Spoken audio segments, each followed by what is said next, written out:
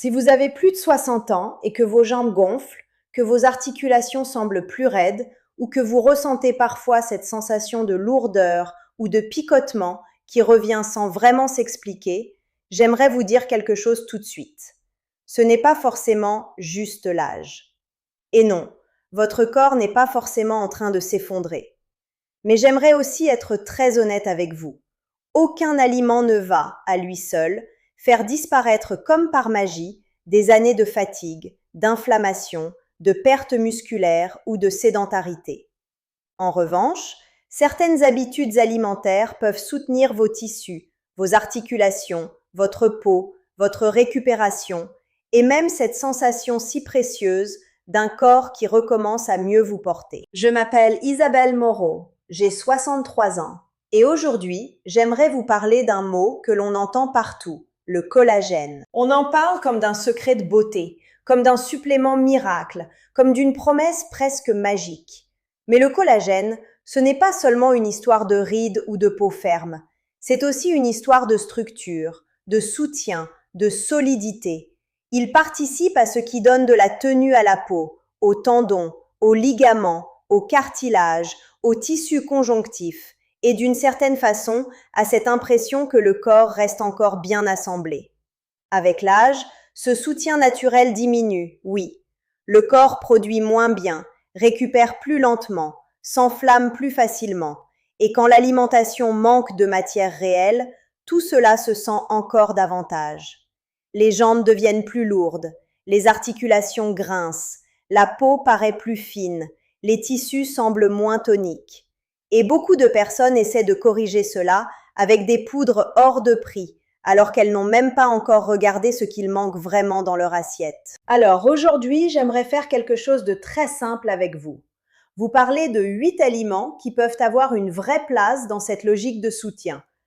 Pas comme remède spectaculaire, comme fondation intelligente, comme aliment qui aide le corps à disposer de meilleurs matériaux. Mais je veux poser une base claire avant d'aller plus loin. Si vous avez un gonflement soudain, surtout d'un seul côté, une douleur importante, un essoufflement, une rougeur inhabituelle, une chaleur dans la jambe ou une faiblesse brutale, ce n'est pas un sujet de cuisine, c'est un sujet médical. Là, il faut faire vérifier. Le corps mérite qu'on l'écoute sérieusement. En revanche, si vous vivez surtout avec une lourdeur chronique, des tissus moins toniques, des articulations plus sensibles, une sensation de récupération plus lente, alors oui, l'alimentation peut devenir une alliée profonde. Le premier aliment dont j'aimerais vous parler, ce sont les jaunes d'œufs. Ah, les jaunes d'œufs! Combien de personnes ont grandi en les regardant avec méfiance, presque comme s'ils étaient toujours de trop? Et pourtant, dans le cadre d'une alimentation équilibrée, ils peuvent être extrêmement intéressants. Ils apportent des protéines, bien sûr, mais aussi des nutriments précieux pour le travail de réparation et de renouvellement du corps. Ce que j'aime avec les œufs, c'est leur simplicité. Ils sont accessibles, faciles à cuisiner, faciles à intégrer dans la vraie vie. Et après 60 ans, cette simplicité compte énormément. 2 œufs avec quelques légumes, un peu d'huile d'olive, un petit déjeuner solide ou un déjeuner léger mais intelligent, et vous avez déjà quelque chose de bien plus utile que beaucoup de repas soi-disant légers, mais trop pauvres pour vraiment soutenir les tissus. Les œufs ne sont pas un miracle, mais ils donnent au corps une base. Et le corps adore les bases. Il adore recevoir régulièrement des aliments complets plutôt que d'être condamné à des snacks, des produits raffinés ou des repas qui n'apportent pas assez de matière. Le deuxième aliment, c'est la papaye. Voilà un fruit que beaucoup de personnes sous-estiment. On le voit comme quelque chose de frais, de léger, presque décoratif. Pourtant, la papaye peut être très intéressante, notamment parce qu'elle s'intègre bien dans une logique de digestion plus douce et d'apport en vitamine C. Or, ce point est essentiel. Le corps n'a pas seulement besoin de protéines, il a aussi besoin de certains partenaires pour bien construire et entretenir ses tissus. La papaye a aussi quelque chose de très doux, et cela compte beaucoup après 60 ans. Beaucoup de personnes digèrent moins bien qu'avant, absorbent moins bien ou vivent avec un terrain digestif plus fragile. Un aliment intéressant sur le papier mais mal digéré n'aide pas autant qu'on le croit. Une papaye bien mûre, nature ou avec un peu de citron vert si cela vous convient, peut devenir un geste simple, agréable, très intelligent. Le troisième aliment, et celui-ci fait souvent grimacer, c'est la peau du poulet ou plus largement l'idée de cuisiner certaines parties naturellement riches en tissus conjonctifs. Je sais, ce n'est pas ce qu'on nous a appris à valoriser.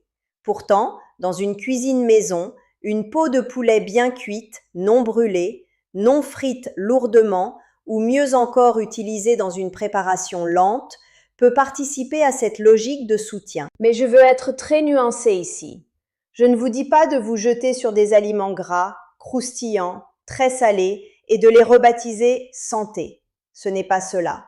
Je vous dis simplement qu'une cuisine simple, qui respecte mieux les morceaux entiers, les bouillons, les cuissons douces, raconte parfois une histoire bien plus nourrissante pour le corps que les produits ultra transformés vendus comme pratiques. Le quatrième aliment que j'aimerais vraiment mettre en lumière, ce sont les sardines. Ah, les sardines, quel aliment intelligent après 60 ans. Elles sont petites, oui, mais extraordinairement denses. Riches en protéines, intéressantes pour les oméga 3, utiles pour les os si l'on garde les arêtes, elles ont surtout une qualité que j'adore. Elles apportent beaucoup dans une petite portion. Et cela devient très précieux avec l'âge. Parce que beaucoup de personnes âgées mangent moins qu'avant, ont moins d'appétit, ou mangent de façon trop légère, puis s'étonnent que leurs tissus s'appauvrissent. Les sardines parlent à plusieurs choses à la fois, aux muscles, aux os, au cœur, au terrain inflammatoire. Et quand l'inflammation s'apaise un peu, les articulations et les jambes se sentent souvent mieux soutenues. Une boîte de sardines de bonne qualité, avec un peu de citron, sur une belle tranche de pain complet ou dans une salade, peut faire bien plus qu'on ne l'imagine. Le cinquième aliment, plus ancien, plus rustique, mais profondément intéressant, c'est la moelle ou le bouillon très riche, préparé à partir d'os et de parties gélatineuses. Là encore, je me méfie des promesses exagérées. Non, un bol de bouillon ne va pas réparer à lui seul des années de fatigue ou de gonflement. Mais oui, un bon bouillon maison peut être un aliment de soutien remarquable. Il hydrate, il réchauffe, il apporte une richesse douce que beaucoup de corps plus âgés apprécient profondément. Et surtout, il nous ramène à une cuisine lente, nourrissante, patiente. Une cuisine qui aide le corps au lieu de simplement le remplir.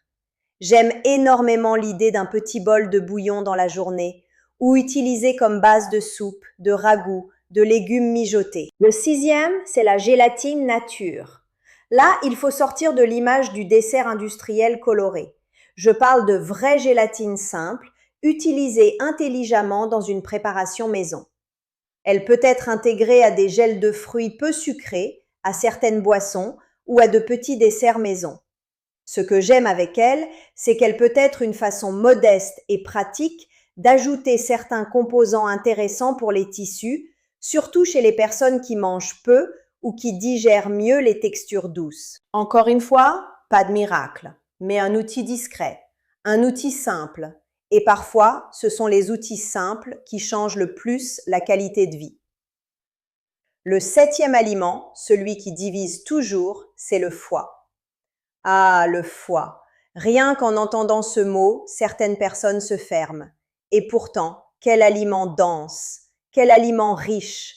Quand il est bien choisi, bien préparé, consommé en petite quantité, il peut apporter énormément.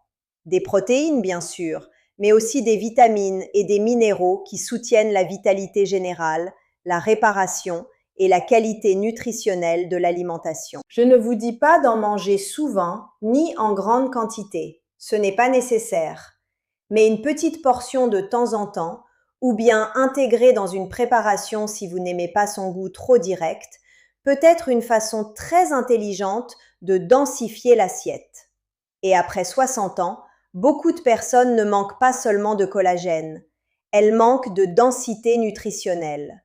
Et enfin, le huitième, celui qui résume presque tous les autres, c'est le bouillon d'os bien préparé.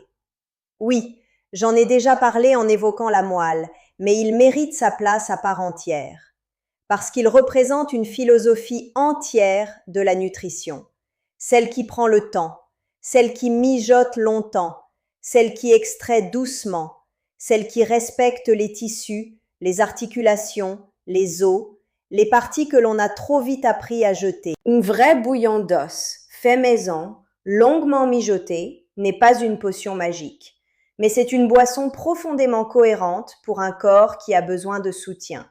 Et je trouve cela magnifique, après 60 ans, de revenir à des gestes aussi simples, aussi anciens, aussi profondément humains. Mais maintenant, j'aimerais vous dire quelque chose d'encore plus important que cette liste. Le vrai sujet n'est pas seulement quels aliments vous mangez. Le vrai sujet, c'est comment vous les intégrez dans un terrain plus large. Parce qu'aucun aliment, aussi intéressant soit-il, ne compensera à lui seul une alimentation trop pauvre en protéines, trop riche en sucre, trop remplie d'aliments ultra transformés ou trop faible en vrais nutriments. Aucun bol de bouillon ne fera le travail si le reste de la journée ne nourrit pas vraiment le corps. Aucun œuf ne remplacera un apport global cohérent. Et aucune sardine ne reconstruira seule ce qu'un manque de mouvement, un mauvais sommeil ou une déshydratation chronique ont fragilisé. Le corps aime la cohérence. Il aime recevoir régulièrement des protéines. Il aime qu'on lui offre aussi des fruits et légumes qui apportent les bons partenaires. Il aime qu'on réduise un peu l'inflammation de fond. Il aime qu'on marche, même doucement, pour faire circuler tout cela. Il aime qu'on dorme mieux. Il aime qu'on cesse de le nourrir avec du vide. Je pense à tant de personnes qui veulent refaire leur collagène alors qu'elles ne mangent presque pas le matin, sautent parfois le déjeuner, dînent trop lourdement, boivent trop peu et vivent avec des apports protéiques dérisoires. Le corps ne peut pas reconstruire avec de l'air. Il a besoin de matériaux et surtout, il a besoin de répétition. Alors si vous deviez retenir une seule chose aujourd'hui, j'aimerais que ce soit celle-ci. Le corps qui vieillit ne demande pas des promesses luxueuses, il demande des fondations plus intelligentes, des œufs, de la papaye ou d'autres fruits riches en vitamine C, des sardines, du bouillon, de la gélatine simple, parfois un peu de foie si cela vous convient. Une cuisine plus lente, plus vraie, plus nourrissante. Et surtout, il demande qu'on cesse de croire que vieillir doit forcément signifier s'appauvrir de l'intérieur. L'âge n'est que le début. Et parfois, le début d'un corps moins gonflé, mieux soutenu, plus souple et plus solide commence avec quelque chose d'aussi simple qu'un vrai bouillon sur le feu, une meilleure protéine dans l'assiette et cette décision tranquille de enfin nourrir vos tissus comme ils le méritent.